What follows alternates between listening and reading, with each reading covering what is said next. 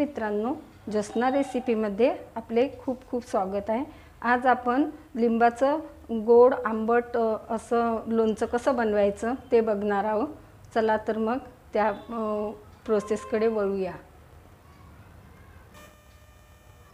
मी 10 लिंब हे चिरून घेतलेले आहे, यातल्या बिया काढून घेतलेल्या आहे बघा। आता याला आपण कुकरमध्ये 3 शिट्ट्या होईपर्यंत शिजवून घेऊया। अशा प्रकारे यात पाणी घालायचं नाही, या भांड्यामध्ये पाणी घालायचं नाही, कुकरच्या बुडामध्ये पाणी घालून आता आपण 3 शिट्ट्या होईपर्यंत शिजवून घेऊया।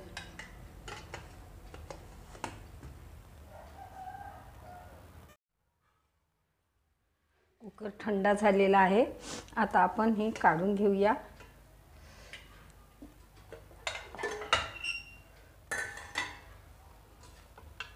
बघा, हे 10 लिंब घेतलेले होते, यातल्या बिया मी पूर्ण काढून घेतलेल्या आहे बघा, आणि छान मुलायम झालेला आहे।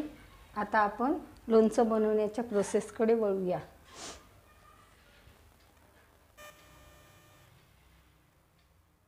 कढई गरम झालेली आहे, प्रथम आपण हे लिंब घालूया।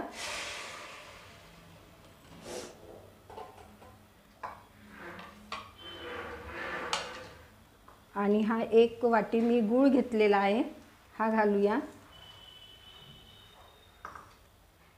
4 चम्मच साखर घेतलेली आहे, ही पण घालून घ्यायची आहे आणि याला ढवळायचं आहे। या प्रकारे मिक्स करून घ्यायचं आहे। हे लोणचं खूप सुरेख लागतं आणि हे 1 ते 2 वर्ष छान टिकतं पण। अशा प्रकारे शिजवायचं आहे। आता मी यात तिखट घालते, 1 चम्मच तिखट आहे।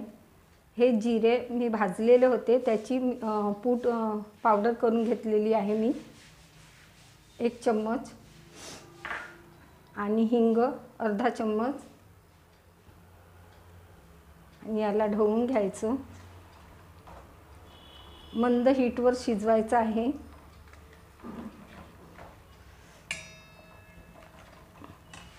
आणि हे मी काळं मीठ घालते, हे उपवासासाठी बनवत आहे म्हणून मी काळं मीठ घालते। मी शिजवताना कुकरमध्ये याला अर्धा चम्मच मीठ घातलेलं होतं बघा, आणि याला अशाच प्रकारे ढवळून 5 मिनिटापर्यंत शिजवायचं आहे। याला चमक येईपर्यंत 10 मिनिटं लागू शकतात, मंद हीटवरच शिजवायचं आहे।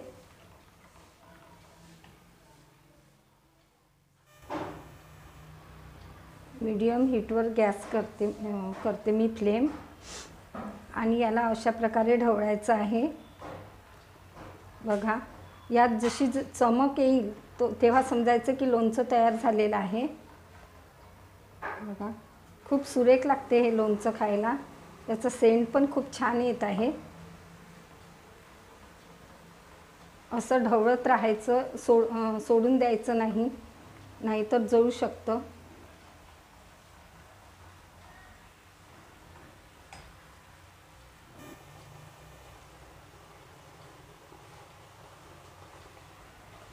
शिजताना या फोडी थोड्या चापट होतात, नंतर ह्या फुगून जातात थंड झाल्यानंतर।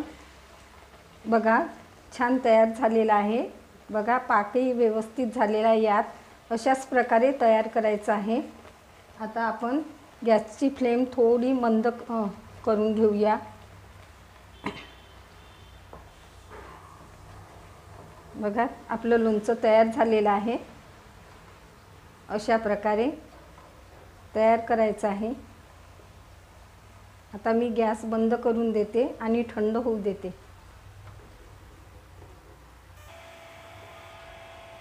बघा, आपलं लोणचं तयार झालेलं आहे।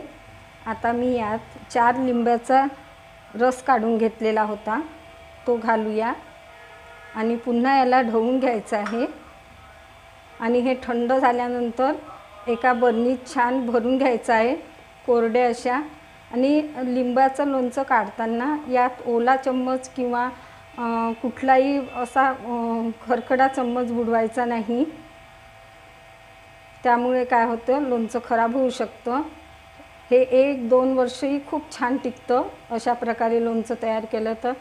कशी वाटली तुम्हाला माझी पद्धत कमेंट्स करून कळवा।